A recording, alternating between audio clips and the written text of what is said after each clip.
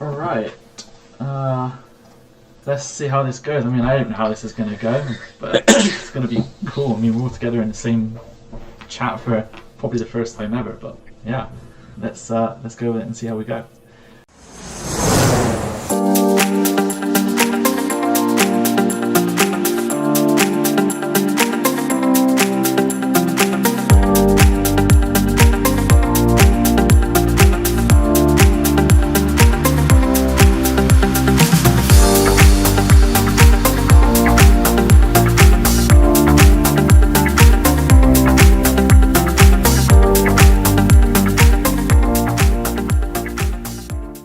So, hi everyone, and welcome to this very special Fly July seminar panel. I don't really know what to call it. We're here just to have a bit of fun and have a chat with you guys. So, if you're not already aware, Fly July is an incentive already put together by the guys at Orbx with the idea of inspiring and helping simmers and gamers and stuff try and understand a little bit more about flight simulation. And throughout the entire month of July, they've put on loads of sales, events, and all sorts of other cool stuff, and hopefully this panel and this discussion is really going to be another part of that whole Fly July series, where we got loads of developers and several other community members to talk about the future of flight simulation.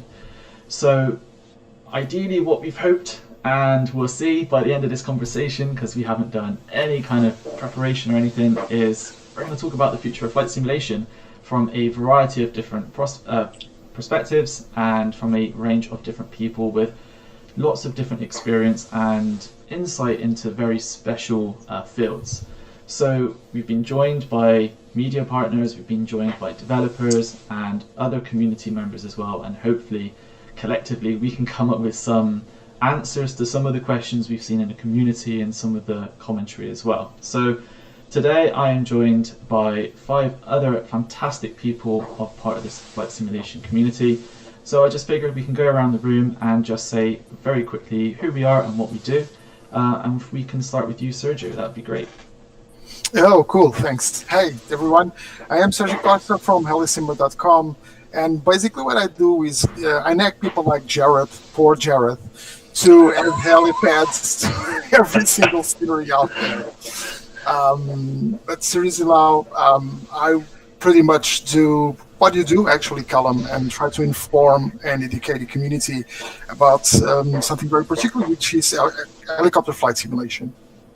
That's pretty much it in a nutshell. Excellent. Welcome, Sergio. And as you mentioned, Jarrad, let's jump up to Jarrad himself. So my name's Jarrad Marshall. I'm a developer with Orbx. I'm an airport developer, primarily on the ESP side of things. I also dabble a little bit in the other platforms as well. And as well as my own products, I also oversee many of the solo developers who also develop products through Orbx as well. Awesome. Oh, and sorry, because Sergio's here, sorry, just to jump in, just because Sergio's here, I'm also a really big helicopter enthusiast. That's not what we told me earlier. Gosh, it's already started. We're like 2 minutes in and we're talking about helicopters. Oh dear. Anyway, thank you, Jarrad. Welcome. Magnus. Yeah, hi. I'm the founder and CEO of Threshold, and Threshold tries to deliver a complete new platform for all of the users of flight simulation. We started with X-Plane, and now we're expanding to Microsoft Flight Simulator. And with that platform, we accidentally became your worst enemy, Calum. You're not my worst enemy. I mean, market. No, it's kind of cool to see people assume that we're worst enemies, and behind the scenes we're talking to each other and everything's all right. Exactly. Yeah, that's Threshold and me. Cool. Well, welcome. Thank you very much for joining us today. Let's jump up to Andrew. Hi, my name's Andrew Heath. I'm the owner and founder of Positive Control Network. It's an upcoming network, still in beta. We kind of trying to develop a community out of users that want air traffic control services and multiplayer experience with high refresh rates. my personal job is not only just the owner and founder, I also manage the product and the development team, which right now we have, it varies, but usually 8 to 10 developers right now. So that's it in a nutshell right now. Busy. So I'm sure Sergio's going to ask if it supports helicopters, but I'm not going to let him chime in just yet. I will. It does. Look at that smile. Cool. Well, thank you very much, Andrew, and welcome. And last but no means least, Evan. I figured you were saving the best for last. That's good. So my name is Evan, one of the 2 co-founders of FlightSimExpo, which is one of several of these shows that we have around the world to try to bring simmers, developers, and media people together. The last show, of course, was in Orlando. We're supposed to be in Vegas about a month ago, but obviously things have changed a little bit. We're excited to hope 2021 goes off without a hitch. And then outside of FlightSimExpo, big community that I'm part of is the online world. So I'm a big proponent of how do we get these online networks like VATS and like Positive Control and others to be supportive of what simmers want, whether that be they want to just jump in and fly and have a great experience, or whether they want to be using the sim for training because they're looking to go to the airlines one day or because they're looking to get their private license. And this is a great tool for that. So in addition to trying to help bring together on the FlightSimExpo in-person side, also think there's a great role that these online communities play in our development, and of course they support helicopters. Oh man. Cool. Well, you should know, Calum, you cannot invite me to these things. I was typing the email and I'm thinking this is going to be a helicopter chat, isn't it? But I thought, no, you have valid experience, so we'll invite you along. And I haven't even done anything. I didn't touch the subject. It's just your presence. Cool. Well, thank you, Evan. And as you said, we are saving the best for last because I haven't introduced myself yet. That's just a joke. So yeah, just very quickly, my name's Calum. I'm from the FSElite team, content director. Very similar to Sergio and Magnus. My role is basically to provide content to the flight simulation community for all of the different simulators, and hopefully try and encourage and inspire new people and give people informed decisions about products and stuff to pick up next, because this hobby is just growing and growing and growing into massive territory, especially over the coming months and weeks, which is exactly why we're all here today, is hopefully to discuss some of that future stuff as well. So with the introductions and stuff out the way, let's just jump straight into some of these big key topics. And I think the first one I think we need to really tackle is that announcement from Microsoft that the new sim is coming out on August 18th. So I think it all took us all by surprise, and certainly took the community by a surprise. So kind of just right off the bat, very wide open question. What's people's reaction and response to that release date being just less than a month away right now? Silence. No one. Well, we knew it was coming, right? So it was just a matter of when. I've seen a lot of excitement from folks I've talked to. You see that in the forums and the chats in the online world. Lots of people are excited about what it has to offer, but obviously, not a lot of people have seen it. Not a lot of people, when you're just talking the average simmer, know, I think, a lot of what to expect. So I would say there's probably a lot of excitement out there for what it offers, but I think a lot of people don't know what they're excited about. Quite honestly. Weren't you guys surprised? Yes. I know I was surprised. Very surprised. Yeah, I was expecting something like October release, November, something like that. Yeah. Something pre-Christmas, yeah. Yeah, And a beta run for that matter. Yeah. Where's that gone? There's no Yeah. beta. Yeah. Still in alpha, so. This is. From our Sorry. side of things, it's terrific that we've got a launch date and that it's earlier rather than later, because talking to the rest of the guys in Orbx, talking to other developers around the community, the key point of discussion in the last 6 to 9 months has been, we really need to know when that release date is, and the earlier it is, the better for us, because we are all planning projects, both for our existing platforms and for what's coming through with Microsoft Flight Simulator. And now we've got this date. That's terrific. So obviously with Orbx, we've got our roadmap. We're moving forward into all the aspects now that we've got that solid date. So as far as I'm concerned, it's a really good thing that it's earlier rather than potentially later on in the year. Yeah, But I've seen mixed feelings coming from developers. I'm not asking. I'm obviously not going to ask you anything regarding to the NDA or the status of the SDK or anything like that. But I've seen both sides, or I've seen different sides or different opinions coming from developers. People that, like you, that are excited about the release coming in August, while other developers are kind of worried because they didn't say anything in particular, but they said, well, yeah, there are some issues with the SDK. I'm obviously not asking you anything about the SDK, but do you guys feel comfortable about the release being this soon? Listen, man, I think, there is when we say developers, there are so many different types of developers designing and creating so many different types of products that, to kind of reference this single document, the SDK, and say, it's ticking all our boxes, whether it's us as airport developers, us as larger scale scenery developers, or aircraft developers, or, anything across the spectrum. It's such a sort of a catch-all just to ask that single question. And what you're saying, Sergio, is exactly right, is that, I see the same things on FSElite, through the forums, on social media from different developers.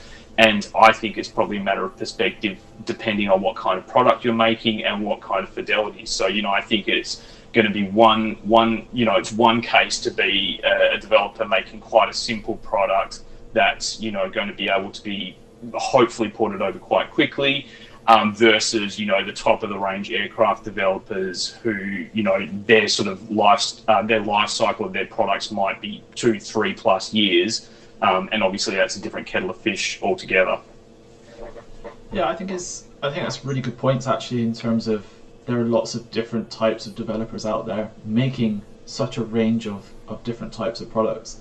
And I just want to pick up on what you were saying, Magnus, about the beta transition seems to be relatively short. I mean, the last we heard is that currently the sim is in this tech alpha stage, and they've got all these people trying it out and providing feedback back to Microsoft.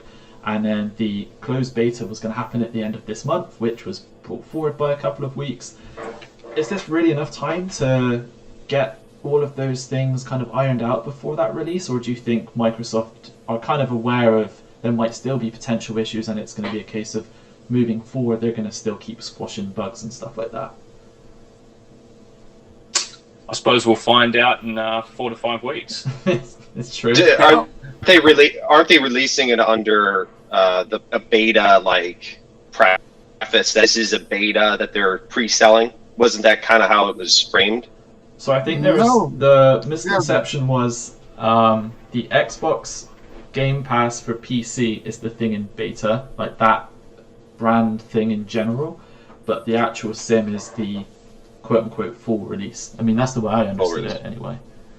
Well, my assumption, I just really want them to continue, make kind of like guarantees that they're going to continue to development going forward, and hopefully within the next the next year or so, that we'll see a lot of development come through that, because I think a lot of people are hesitant to spend that kind of money up front without some assurances. I mean, they've left us before, and now this software has a lot of middleware, it seems like, because you have like the flight aware, things that get into the multiplayer. They've made, deals with a lot of different companies to make this happen. If they leave the platform and say, well, we're not going to develop anymore, then where does that leave us? It's a little nerve-wracking, I'd say, for the consumer. Yeah. What about, from your side as well, in terms of your investment and what you guys are working on? I imagine it's fairly nerve-wracking, given sort of, you're one of the, you're a developer who's working on very large time scales. How does that factor into your sort of mindset regarding exactly that? Yeah, I mean, thankfully, a lot of it translates pretty well, I'd say. Like the API they use called SimConnect, it translates pretty well for a lot of the development. So that's been really nice to work with. But, I'm just worried about the actual, as a person who likes to, buy all the flight simulators, buy all the add-ons and stuff like that. I always want to make sure that they are committed to moving forward for the next, year, maybe 2 years of developing this product out. Yeah, I mean, Well, it's right now, if you look at the P3D and the X-Plane world, so much of what we fly is add-ons, and it's stuff from Orbx, and it's stuff from other developers, right? So is all that stuff going to exist? Is all that stuff going to keep happening? Is that going to, be something that people can buy? If and I don't know what the day one platform looks like, and a lot of other simmers probably don't, right? So if what you get looks like what you got in 2006 from FSX, then you're going to want all that other content. And if it's not there in a few weeks after the release date, what's going to be the point until it starts to come out? Yeah. But this has kind of been the modus operandi of Microsoft for a long time, right?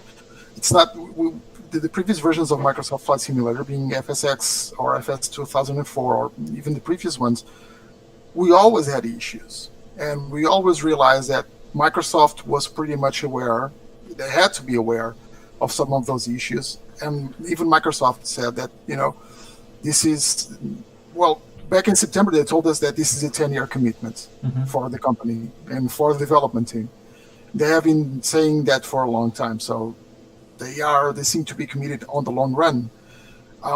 In regards with is the software finished or not, I think we should expect the same that we have already seen with the previous versions. Stuff will break.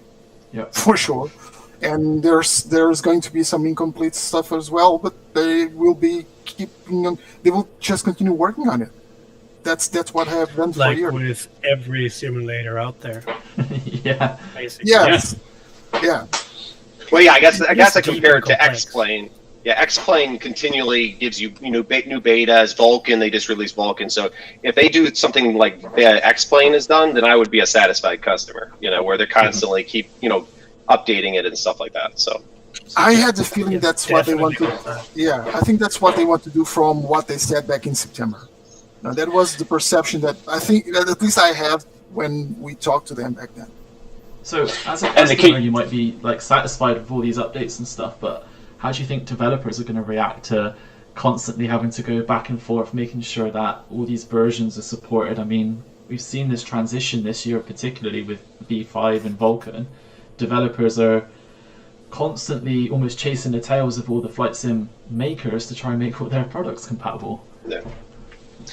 It's certainly, something that we factor in, and I suppose certainly from our side of things, it's become much more standardized and factored into our development project roadmaps and the workflows of the individual teams compared to, say, 5 years ago. So if we think of the early days of P3D, so particularly version 1, really version 1 as senior developers was FSX, so there was really no work involved. So we had a clear 5 or 6 years where we didn't need to worry about any updates. We had a solid, stable platform that, for all its inherent flaws, was stable and unchanging. So when V2 came around in 2013, that was a real culture shock for us as a development team, in that we had to factor in that extra time to both in terms of making sure that our products going forward were compatible for all platforms. But not only that, even back in 2013, our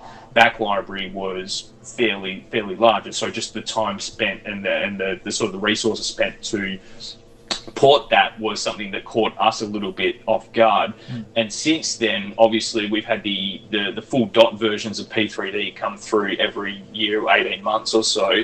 And also, as we expanded into X-Plane and Aerofly from 2017, that has taught us a lot in terms of how we sort of branch off our workflows and how we prepare ourselves from the clean sheet of a new product, how we factor that in, so that when we have, new points coming through, new features, we're ready to, move forward with it.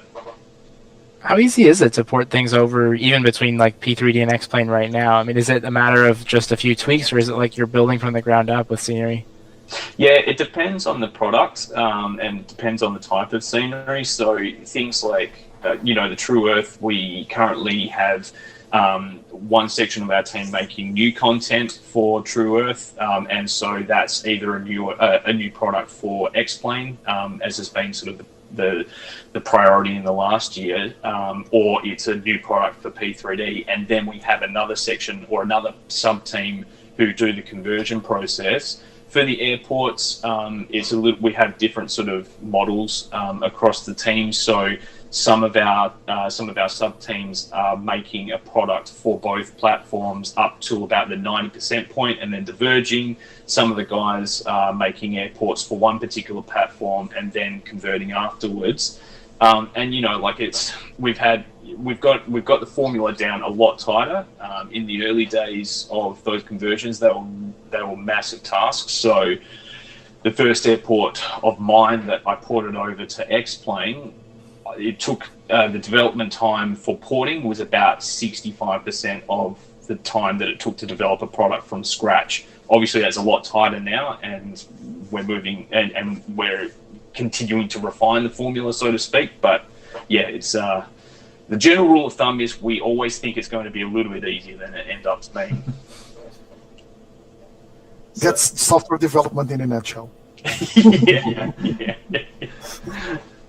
So I want to bring the focus a little bit back to the community aspect. So Sergio and Magnus, obviously you run 2 successful media websites, and you can see all the community comments and stuff. So how do you think the community response has been to having all of these simulator options available? And now, of course, I know, Magnus, you focus primarily on X-Plane and upcoming Microsoft Flight Sim, and Sergio, you're very much helicopter focused. But have you seen any changes or like differences in the community's opinion on all these new sims? Apparently, X-Plane is dead. Aren't all the other things there all of a sudden? Everything is dead. Like this is the Holy Grail. It's Jesus coming to Earth. Yeah, something very weird happened when Microsoft announced Microsoft Flight Simulator. All the sims in my computer just stopped working. So I can't wait to get Microsoft Flight Simulator because none of the other, it's just broke. It doesn't work. The community is hard. Very honestly, the community is hard. We see a lot of different crazy things going out there.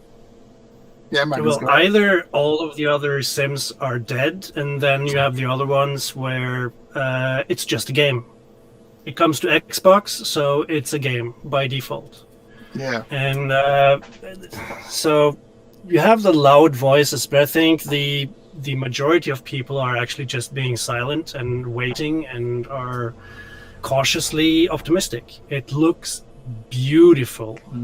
There are some aspects of it where I would like me coming from the weather, and I've repeated this in other talks, that the weather looks fantastic. It's ultra romantic. I would like to see how it looks when it's mundane, when it's a bit boring, how it looks then. But so far, it is really beautiful. It's the most beautiful simulator I've seen to date, and for that, and we know, us who kind of come behind the scenes and have seen and also observe all the leaks and everything, we know that it is a simulator in the other end. So I'm excited. I'm really excited. I think most of the community is excited as well. Well, I think the people who say that that Xbox, it's being produced for Xbox, so it's not a simulator. I think one of the driving forces behind why it's being produced is because of Xbox. So they should be thankful that it is, because I don't think Microsoft probably would have taken it on if it weren't. So there's a huge thing with the Xbox that will bring a buttload of people into our community, and that will spill over to the other simulators as well. So people who come in with the Xbox, and portion of those will say, oh, okay, this is the simulator, I want to use this with other toys like a yoke and whatever. And once they got a PC set up, they'll see, oh, there's something called X-Plane, or there's something called DCS, and it will spill over to the other platforms, and that will spill over to all of the developer teams on the other platforms. I think the focus has been either like Holy Grail or extremely negative, but there are positive sides in between all of this. I think it will trickle down to everything that all of us do. Definitely. Yeah, For sure. and I think that the community aspect is something. It's been very clear from how Microsoft have engaged, the community via channels such as FSElite. It's very clear that they are paying a lot of attention to what we as the community are saying, what the dynamic is and what our expectations are. And I think for a platform that is both going to be aiming for this hardcore, very entrenched community, as well as the much larger general gaming and Xbox community, like that's a tough sell. But from everything that I've seen, like what we've seen in the trailers, how that, in their promotional videos and the occasional leaked content that we've seen elsewhere, it's very clear that they've done a lot of homework and they have been studying what we as a community have been doing for a long time. And we've got to give them the credit there, because certainly the other thing that sort of hangs over that head for those like me who've been around for a while is that obviously they seem to be learning a lot of lessons from Microsoft Flight back in 2012 as well. So sort of the approach in how they've approached the community side of things compared to what they did. Did they? That's unheard of. They even apologize for Microsoft Flight. Yeah. You haven't yet. That's like amazing. in the gaming industry. That's like That's the last okay, thing you do. respect right there. Yeah. Well, there you go. It's clear that they don't want to have the same experience as they had in 2012, because that clearly didn't work.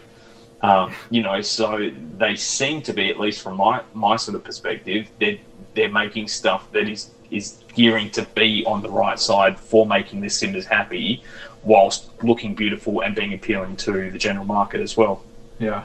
Part of the problem today with the platforms you have is if you're just a sort of aviation enthusiast, you can't really try before you buy. Like, you've got to dive right in. If you want to get an X-Plane sim, you're going to buy a new computer, you're going to buy a yoke, you're going to buy a bunch of add-ons, right? Like, there's no easy way to get started.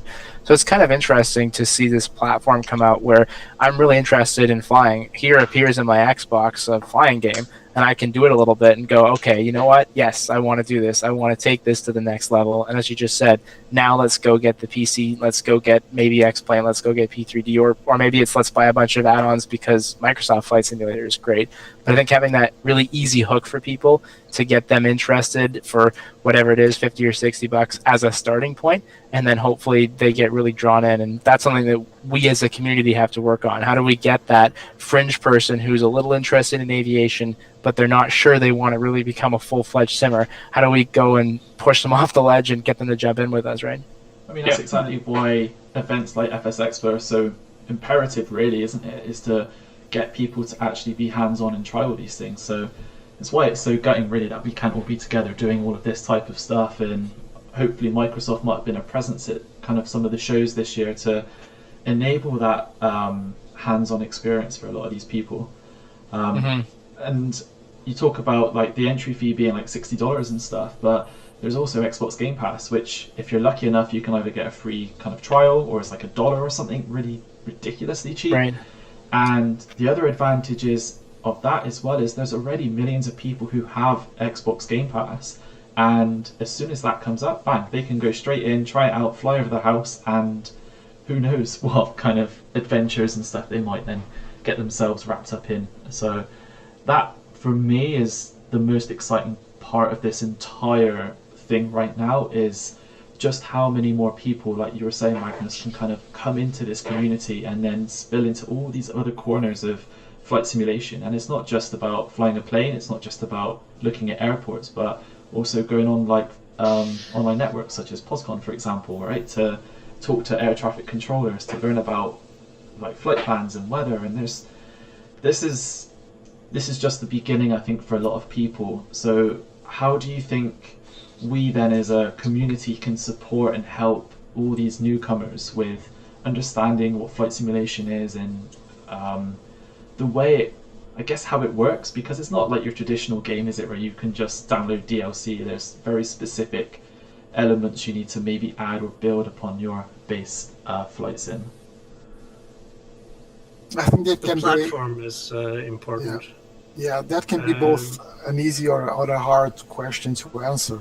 Magnus was just going to probably say that the platform is important, but here's the thing: you can have good platforms, and you can have exactly the opposite, which is very toxic and very bad platforms, and we see that every day. Well, the platform has to be controlled, but it's like freedom under responsibility concept, that you have to kind of guide the platform. If you have a platform, if you build a platform, you are responsible for the feeling, or the what's it called, what's happening in there. The culture. Yeah, the culture, exactly. Yeah. You're responsible for the culture you create, and if you let everything go out of hand, there are a lot of places on Facebook and wherever where I just don't go there anymore. And that's the ground philosophy, and kind of why I created, when together with Peter, created Threshold. And you too, you have your platform. Evan, you create an event platform for this, and I think the ones who create the platforms are responsible for what they have created. And but there's a challenge. It is. I think there's a challenge. Yeah. But we do have a challenge ahead, which is Don't nowadays. The conversation, but but control it.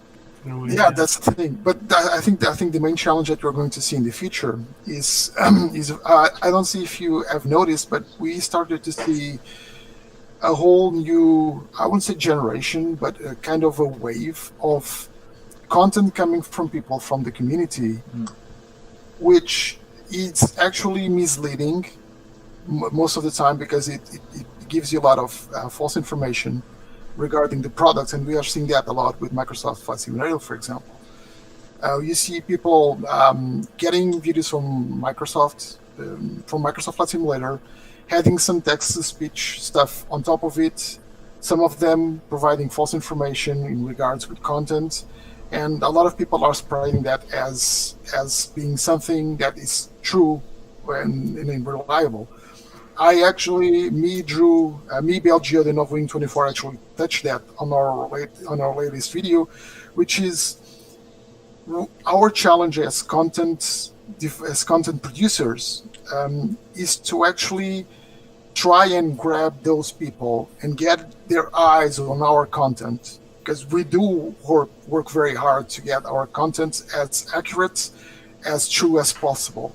We know we have that responsibility towards the community.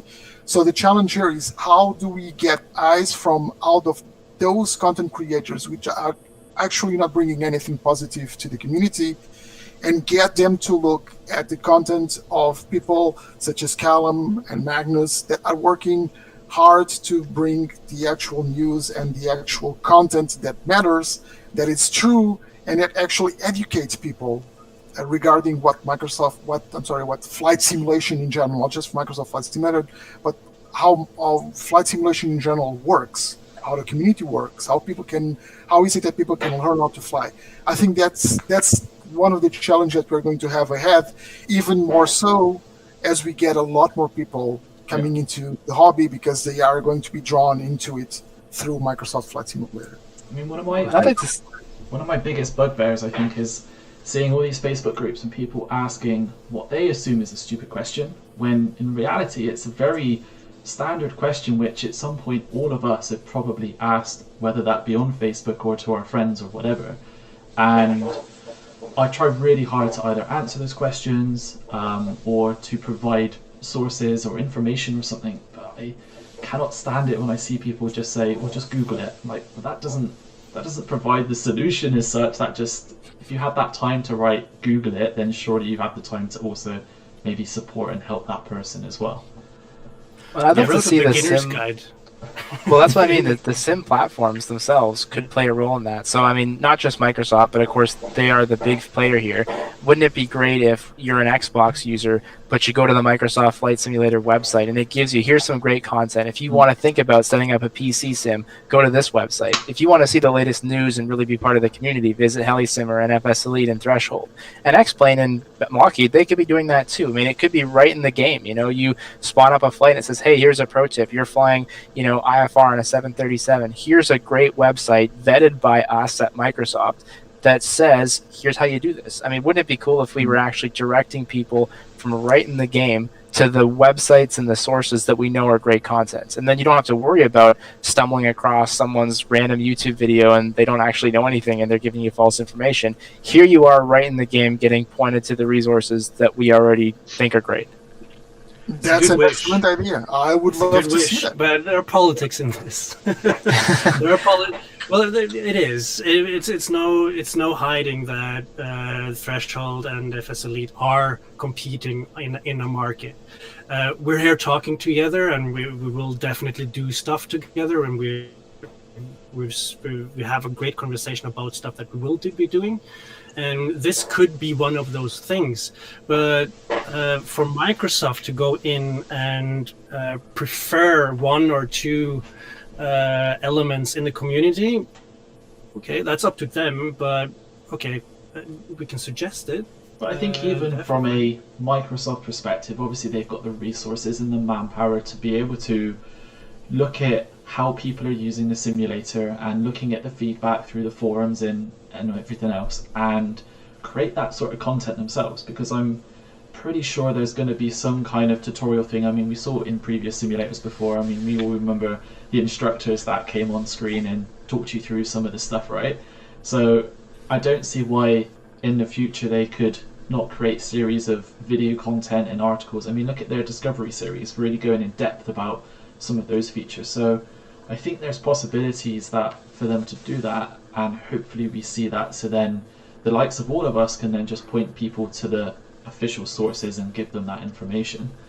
I'd love, from my perspective, I'd love to see Microsoft making people like you the official sources too. Like, you know, do I really want to hear from somebody who doesn't know much about flight simulation talking about how to fly flight sim, right? I would way rather hear somebody who's been part of this community for the last 10 or 15 years and who's been building it up with the rest of us while Microsoft has not been involved. I'd love to hear someone like that talk about flight simulation. I'm not as interested in somebody who's never really been involved in flight sim except when Microsoft said, hey, would you like to do this, you know? I mean, if you looked at like all of my landing rates, you really won't want me trying to tell you how to land a plane, that's for sure. So I want to... I second that. Just kidding. Just kidding. So I want to just diverge the conversation over to you, Andrew, about some more... and then we've talked about flying and stuff, but there's obviously this element of network and trying to communicate online and stuff. Now, there are different outlets out there who do very similar things, but what do you think could be done to help educate simmers for that communication aspect and actually flying online with friends and people they may not have even known before? Well, I think recently, within the last year, you've seen some on other networks, like some drive to provide mentoring, like pilot-to-pilot mentoring. I don't know how successful that's been outside of my little sphere, but like internally within our organization with the testers that we have, we've tried pilot-to-pilot stuff and it's been very successful. We would love to see more shared cockpit capabilities, and I think there's a couple of developments going on right now with like X-Plane that are really promising. Shared flight by FlyJ Sim you know, I'm a tester. I'm not going to go too in depth, but it's really good. I'm just going to say that. I think there's capabilities there, but it needs to be expanded to Microsoft Flight Simulator 2020 and Prepared 3D. I'm not sure there's like a lot of good solutions out there, but that would be the ideal solution. But there is still more you can do with Discord and other, you know, communication platforms that allow shared screens. And we've been, you know, testing a lot with that, and we actually are going to probably offer some of those services through POSCON in the future. So it really is good, and that's just that. I mean, not only does that, you get to an experienced person with maybe a novice person, and they'll work both on, you know, both on like how to fly the aircraft, how to talk on the radios, but even though things like a question about which content is good would probably arise in those conversations too. So, I mean, pilot to pilot mentoring, I think, is really important going forward. We see that question a lot at FlightSimExpo and from people who attend the show. Is they're like, I would just love to spend 30 minutes with an expert because I have this and this and this add-on, but I can't make them work really well together. And if I go to this add-ons forum, they're just going to say, well, I can only support myself, right? Like, you know, Orbx isn't going to say, here's how you should configure your X-plane necessarily. But if you had some expert out there or someone who's been doing this for a long time, you know, I get this question all the time. Can't you just find someone who's really close by me, who's an expert, to come to my house and like just fix these 5 or 6 things on my sim? You know, like, could there be a geek squad for flight simmers? Yeah. I get that question all the time, and I would love to say yes, but like there isn't right now. Right. Yeah, and it's not just like learning procedures and how to fly an airplane, how to talk to it. It also comes down to like cockpit building. Like there's some experts out there that are just, they know how to do every aspect of cockpit building. So that'd be amazing. I'd love that in my garage. I need to find that person as well. Yeah. I need to find the money for that. And there was also that. Yeah. And then Jarrad as well, for like yourself. I mean, we're talking about bringing new people into flight simulation, but from a developer's perspective, surely having more people interested in video game production and stuff like that is also going to be beneficial from kind of your perspective to build up your repertoire of developers and ultimately make more products for us flight simmers as well. Yeah, exactly. And you know, we're sort of gearing up for that in terms of the trying to, you know, we've been quite creative in the kind of things that we're looking at with our roadmap. But you're exactly right. You know, with the new influx of people into the community in a very, you know, in a once in a flight sim generation kind of way, we get a whole bunch of new ideas, we get a whole bunch of new perspectives, and that's really good for us because we thrive on those new ideas, we thrive on that sort of organic growth that comes from the community. Like we saw exactly the same thing from a scenery development point of view with X-Plane 11 because, you know, X-Plane 11 sort of being a real benchmark in the last couple of years from those guys, and for us sort of getting into that, it really made us think a little bit differently because we've been developing for a single platform for quite a while. And I'm expecting a lot of that with, you know, with Microsoft Flight Simulator coming through, not only with the community, but also just basically a totally different palette to work with. And, you know, there's sort of, as well as the new flight simulator generation, what we're expecting, what I'm certainly expecting, is a lot of more young people coming into flight sim as well, which is really important. And the kind of products that we think about, you know, that's something that I'm thinking about certainly coming through. And that's a really good thing because we all know that the flight simulator community is extremely loyal, is generally, you know, it has a greater longevity than, you know, a lot of other sort of parts of the gaming world and the gaming communities. And we know that our demographics are quite unique in the gaming world. Like it presents many opportunities. It also presents a whole bunch of different problems as well. But having that new generation of young people coming through, that's really terrific. Getting them excited about flight sim, from our perspective, getting them excited about the kind of products that we make, that's great because we, you know, it feeds us, and also exactly as you say, it breeds through the next generation of guys who are looking at becoming developers, whether that's sort of, you know, casually or whether they're looking at making a career out of it. Like we see now the path that can be made. We have guys in our team who are coming through, and yeah, this is an exciting time. Yeah, I mean, we've seen that. I mean, from a media perspective, I think we've seen, you know, plenty more developers coming through all the time, announcing stuff left and right. I mean, the workload has just continued to shoot up for all of us, I think, from that perspective. And to hear Microsoft said that they've had 250 people now with the SDK and over 400 applications, that to me already speaks volumes to the amount of people who are interested in kind of working with this flight simulator as well. Yeah. We've spoken a lot about Microsoft, and obviously there are 2 other kind of primary sims out there at the moment. X-Plane 11 is currently going through an awfully long beta testing cycle for Vulkan. I mean, we got two experts in that platform, in particular Sergio and Magnus, much more so than probably what I am. So what are your thoughts at the moment on that platform and the current beta process that's been going through? You want to go ahead, Magnus?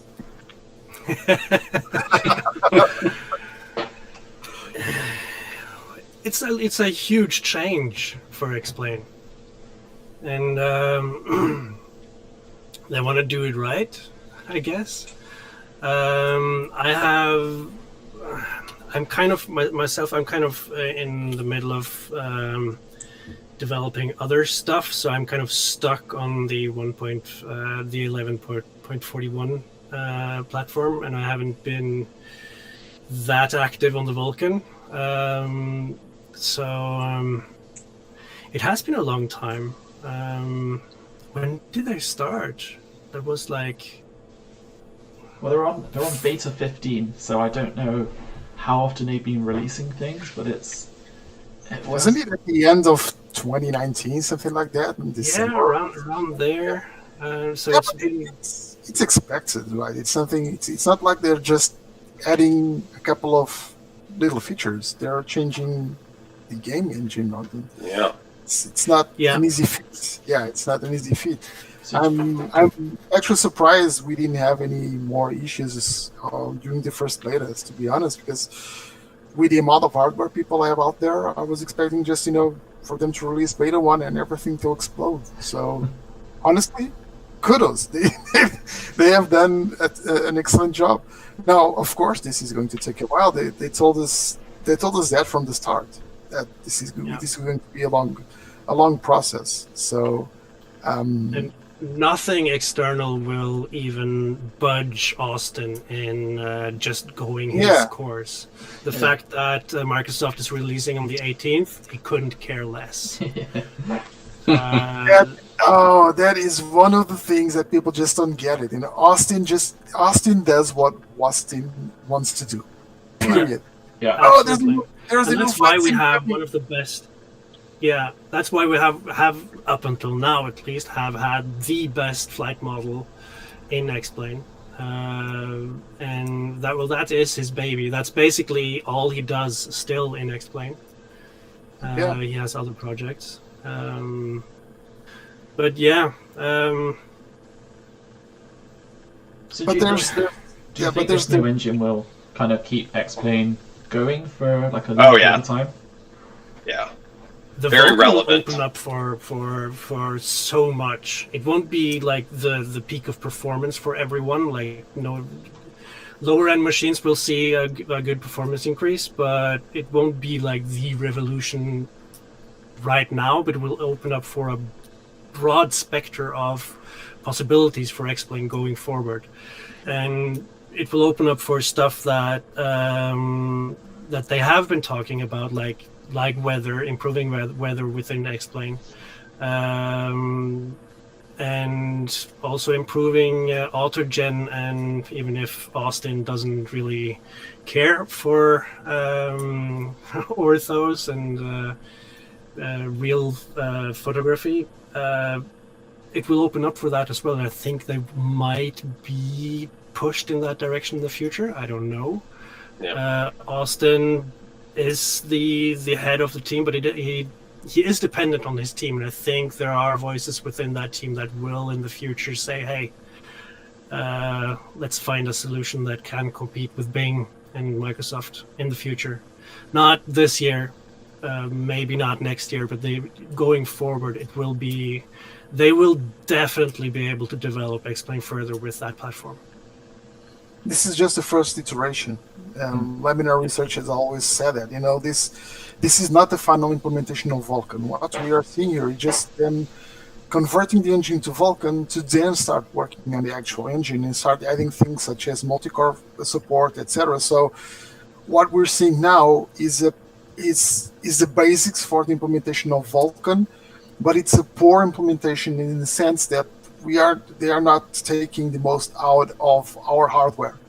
Okay, so this is just the basic stuff. They're just taking care of the basics, and very honestly, I think they it was very lucky for them that they had started working on Vulkan a long time ago, because right now, I'm not one of those guys that say that the survival of any sim depends on the next sim. So I'm not saying that all the other sims are dead because of Microsoft Flight Simulator, but I think that right now, if Laminar hasn't started working on Vulkan some years ago, years I think so, they would be in a very bad position in the future.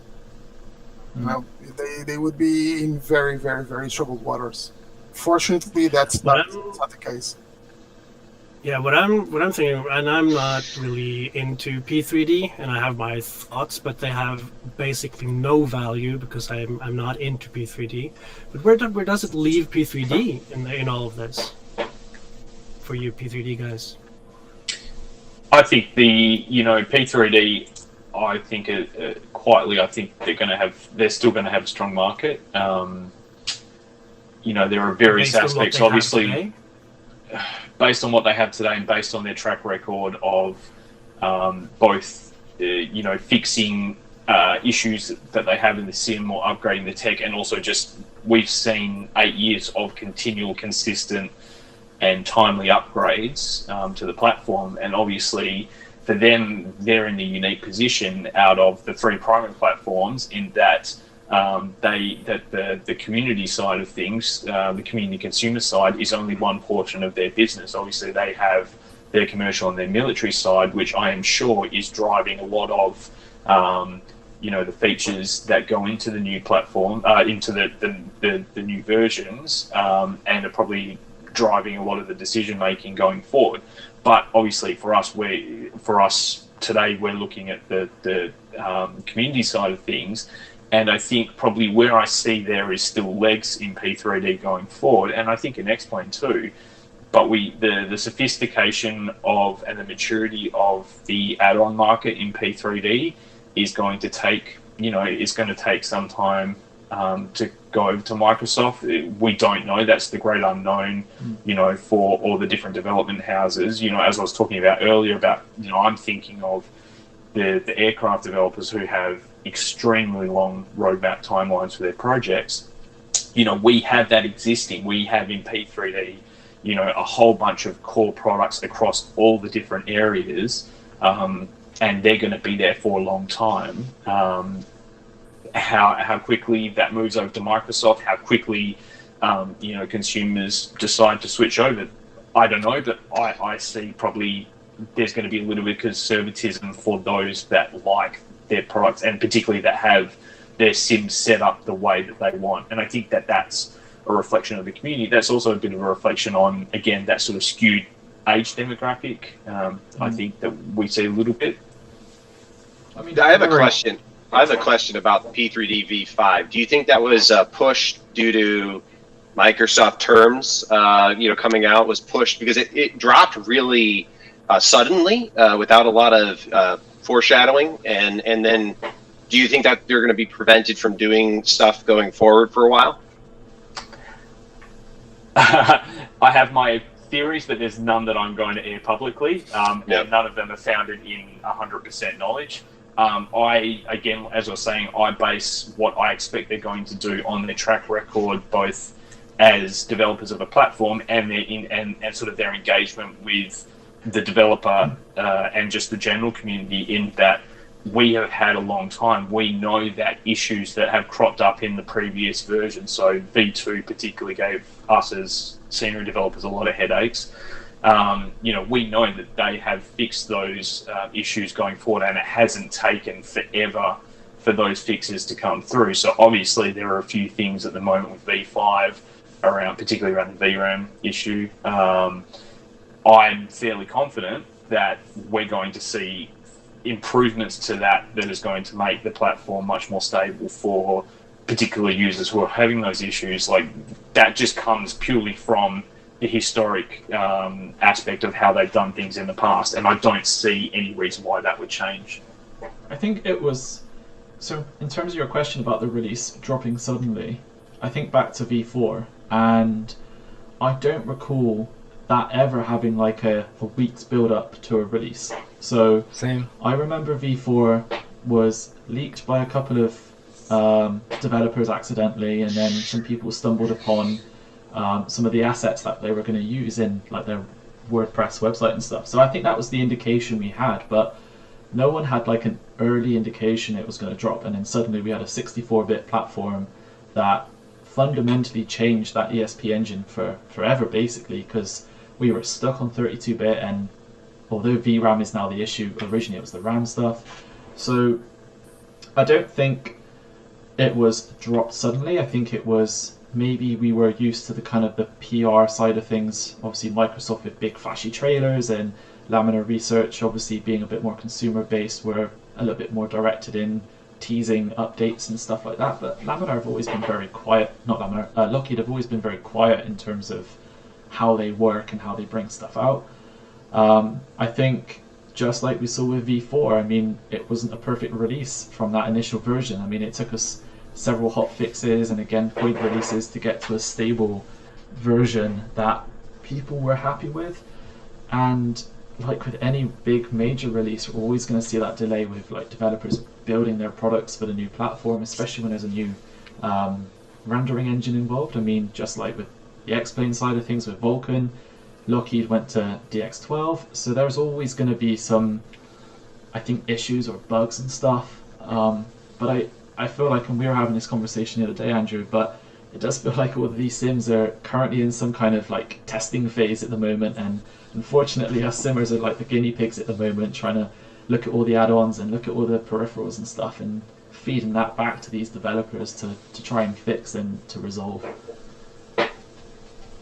Yeah. There's something very interesting that you, Jarrad, were mentioning about people migrating from P3D to the new platform and whatnot. And there's something that's going to be very interesting for us to watch next, which is, it's one thing for Laminar Research to drop X-Plane 11, and all of a sudden people starting to look at X-Plane 11. Some of them left P3D for this platform, but in the past people have moved from platform to platform. We had FSX and X-Plane and whatnot. Now we have something which could be very interesting for the market, which is we have the entry, we have a new product coming into the market, and we may be seeing something very interesting, which is not a movement, a migration movement from P3D, for example, which is the platform that we're talking about. We may not be seeing this movement right away where people migrate from P3D to Microsoft Flight Simulator, but we have this huge company, Microsoft, with this amazing and huge marketing machine, Microsoft Flight Simulator coming to Xbox. So we may actually see, instead of seeing people having this mass and people migrating within this mass, we now have something interesting, which is we have a bigger mass or a big mass from outside the market coming into the market, into a new flight sim. And instead of you seeing the numbers drop from P3D, for example, because they are rising on the Microsoft Flight Simulator side, we just see the numbers rise on the Microsoft Flight Simulator side without the drop on P3D. I am very interested to see what is going to happen to developers, because companies like Orbx or other companies, you are used to a certain amount of business coming monthly or yearly or so, right? Now, developers that are developing for P3D, they may not actually see a decrease of market in P3D, but rather having this other sim increasing and probably surpassing the numbers. What will these developers do? Will they just keep on working on P3D because, they already know the platform, it's selling well, they are keeping the steady flow of cash coming in? Or are they going to actually look into the other platforms, trying to learn that other platform and trying to migrate to the other platform because it will bring them more money? I'm not asking you if Orbx is going to do that. I'm just saying that it's going to be very interesting to see. Mate, I think like any developer with, not speaking with my Orbx hat on, I think, any developer needs to be agile, and if you're not, you're dead in the water. And, whether that is, obviously Microsoft is the big new shiny thing, the big new shiny toy that all the developers are looking towards at the moment, and we obviously want to be developing for. But you're exactly right. The point that you make about is the P3D or the X-plane market going to change? Is it going to increase with influx of non-simmers coming into the community? Is it going to decrease? I think we need to be agile. We need to be prepared to go in any direction, and whether that's making sure that we, developers might be developing products specific to different platforms, whether they're trying to make a single product across all platforms. I think the next 6 months is going to be a really interesting time. It's going to be really interesting to see what happens with the market and how those platforms skew. I mean, the big elephant in the room that we haven't talked about yet is what's going to happen to the FlightSim 9 crowd, and whether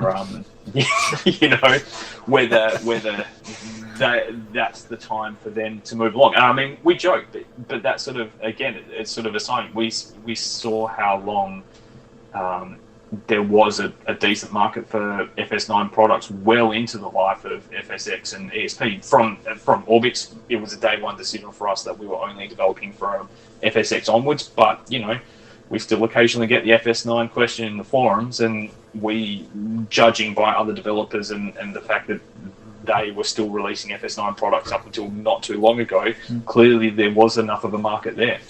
I think it's some really interesting points, and something I haven't considered until now is obviously the likes of Orbx and all these other big developers with multiple people, they can be more flexible and agile, but smaller independent developers where there's only one or two people, they have to focus on one thing or another. It's going to be very difficult for them to start multi-developing for different sims, and I get the impression, especially from the last couple of days of all these developers announcing, hey, we're going to develop for the new Microsoft sim, we may suddenly see a big decrease in production of products coming out for the likes of P3D and X-Plane, because they have to now spend the next 6 months, like you said, learning the new SDK, learning the new tools, and trying to bring a product out for something completely brand new. So for them, this is going to be a year of basically research and development. So there could be a big decrease in availability across all platforms because people are now realigning their efforts onto different ideas.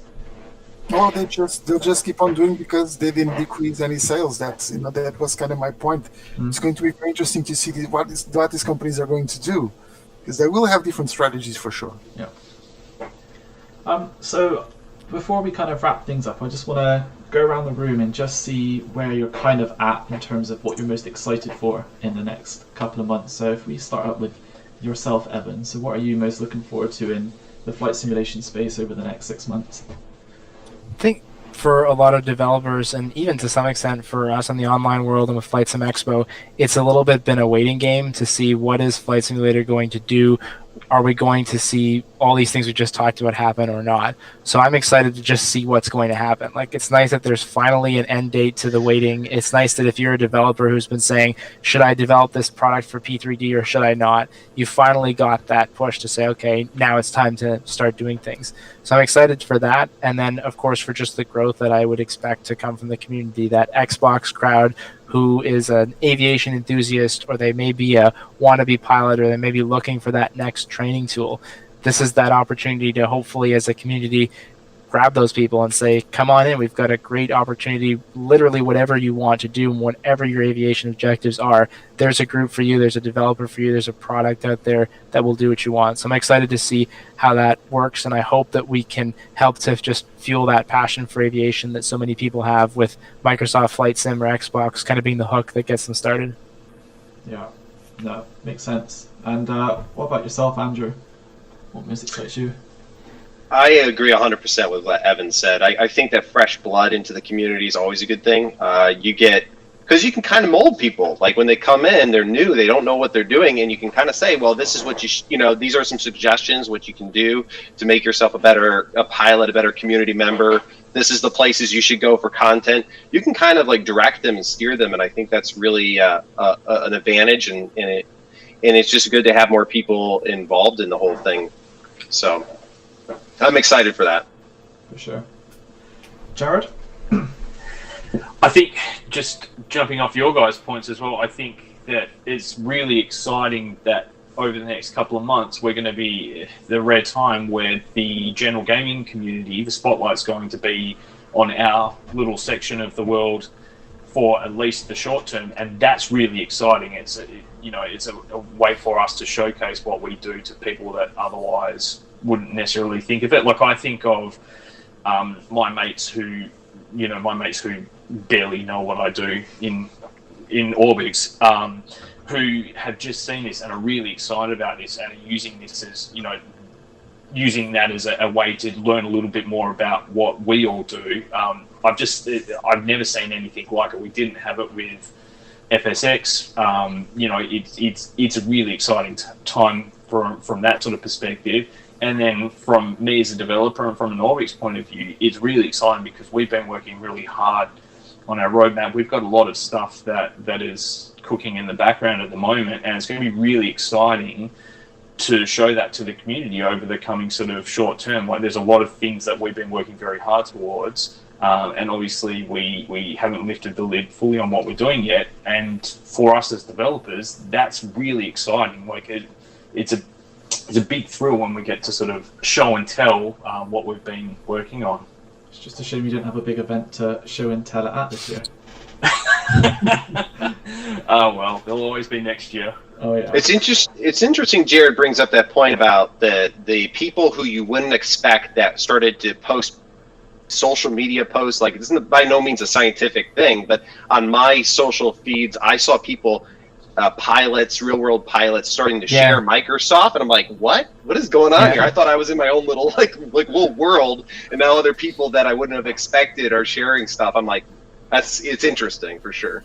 Yeah, same here. Like, people who are in the real world aviation industry, maybe they're commercial airline pilots or whatever, that you could say explain to them and they would have no reaction. But they're coming to me and they're like, "Have you heard about Microsoft Flight Simulator? This is so cool." And I'm like, yes, I have, actually. Let me tell you some things. I mean, that's super interesting because so even outside of like pilots and stuff, like people who I'm into with video games and stuff, they're like, "Have you seen a new Microsoft Sim?" And they're excited, and I'm just thinking, this isn't no longer a flight sim community bubble type thing. This is the gaming press in general are like covering this like crazy. I mean, the number of articles from mainstream sites is insane. So that makes my life easier to try and explain to people what I do for a living. Is I work with flight simulation. They're like, "Oh yeah, I get it now." And I'm like, "Oh, thank God for that," rather than having to try and explain what I do. Now it's a job. Now you have a job. You would jump. Yeah. Before I Either just that or you work for Boeing or Airbus or something. So they're either like, "Whoa," or what? So what about yourself, Sergio? I mean, the new sim doesn't necessarily have helicopters and stuff, but I'm sure there's plenty still to come for the next 6 months for yourself that you must be excited about. I'm excited about the sim itself. What's coming ahead is exciting. The sheer fact that we are helping shape this sim, and that Microsoft is listening to us and they are trying to do this the best they can, it's just exciting. And the fact that it doesn't actually come with helicopters, it's not bad in the sense that there's a reason why helicopters are not in the sim, and I agreed with the reason, so they want to do them properly, which just makes it double the fun because as you know, they told us that the community would be involved in helping them get helicopters done the proper way. So I see the next 6 months or a year, whatever it takes to get this sim coming together in the future, as very interesting, and for me especially very fun. It's going to be very cool to see. I'm a developer, as you know, so it's going to, even from that side, from that perspective, it's very cool for me to watch all these little pieces of the puzzle coming together and making a product that, let's face it, guys, every single one of us was waiting for and expecting for. Microsoft is just getting the puzzles, everything that we have thought about in the past. Oh, what about if we had Google Maps or Bing? Well, no one thought about Bing Maps. Let's be honest. What if we had Google Maps? And what if we had real-time aircraft, going around? What we have this and that, and Microsoft is doing that, and it's just exciting. So yeah, I'm a happy puppy, even without helicopters right now. At the moment.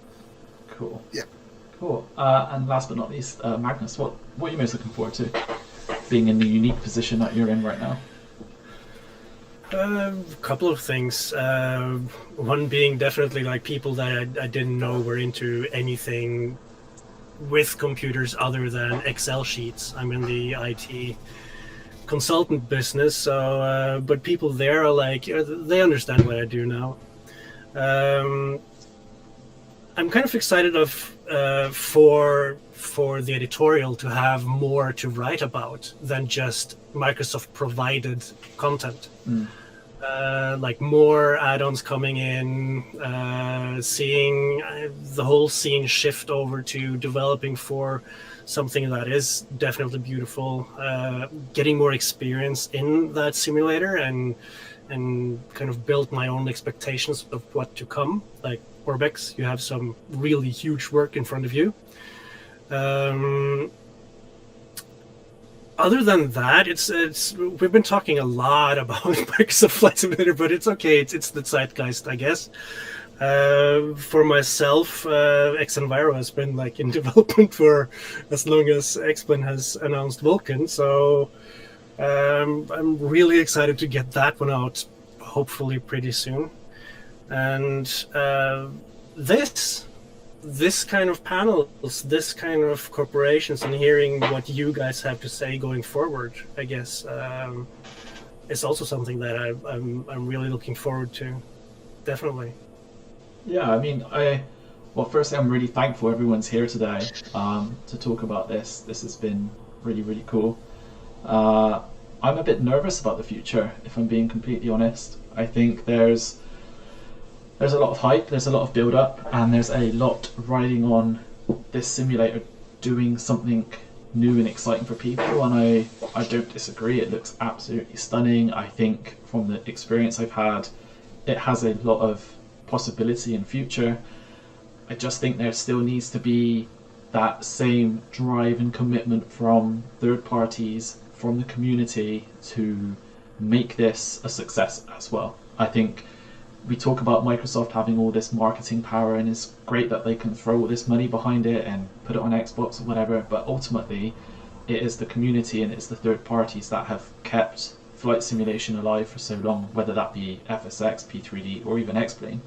So that for me makes me nervous, because we still need to have all of these developers still around, and it is scary when we see comments all the time of I'm not buying anything until Microsoft's new Sim's out, and ultimately we still need these guys around to be able to provide this amazing content for all of us. So whilst I am excited for the Sim, I'm nervous that we're not going to see much in terms of new add-ons for a little while, because of all these developers going through this kind of phase that we haven't really seen in a very long time. And I'm also nervous that all these new people coming in will be scared, because it is such a daunting experience to come into flight simulation for the first time. So excited and nervous, definitely, but hopefully we have the right people in kind of these important roles within the community, whether that be the social media influencers, the Twitch streamers, developers, media outlets, to be able to guide and to help and support these people as well. So that makes me super excited in being in the media.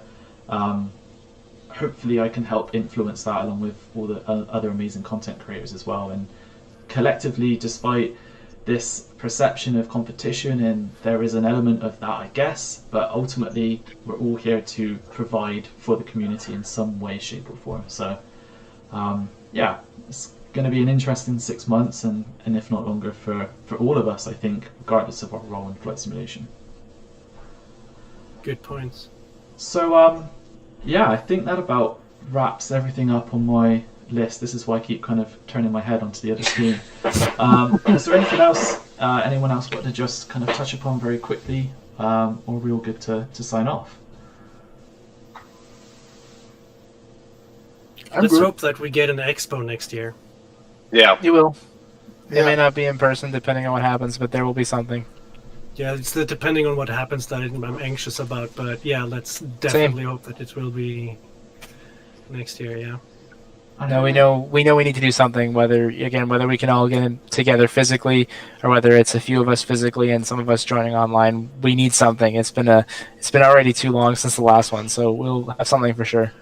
That's an interesting idea, though. Having something that we can kind of meet up and have something regardless, and have something for the community, even if not everyone can show up in as a crowd. Like just meet absolutely. and have something, build something that hasn't existed before. Pretty cool. Yeah, awesome. And maybe we can do stuff like this more often. I don't know. See how the community reacts and how you guys feel after this, really. Well, I'm gonna have to get a green screen because Sergio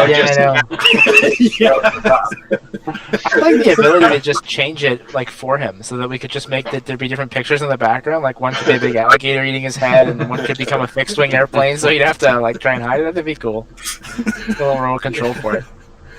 And my boom has constantly been going down, so I'm like, going down the picture. Cool. Yeah. For next time. Well, I'm just gonna wrap this thing up then. So, firstly, thank you to Evan, Jarrad, Andrew, Sergio, and Magnus for joining us today on this. I don't know still what to call it, but hey, flight simulation panel. I don't know. As part of the FlightSimExpo event that Orbx are kindly putting on for us. Thank you so much for everyone watching, and again, thank you to you guys for taking part. And yeah, we'll see you around the flight simulation community. See you. See you later. Take care. Bye bye.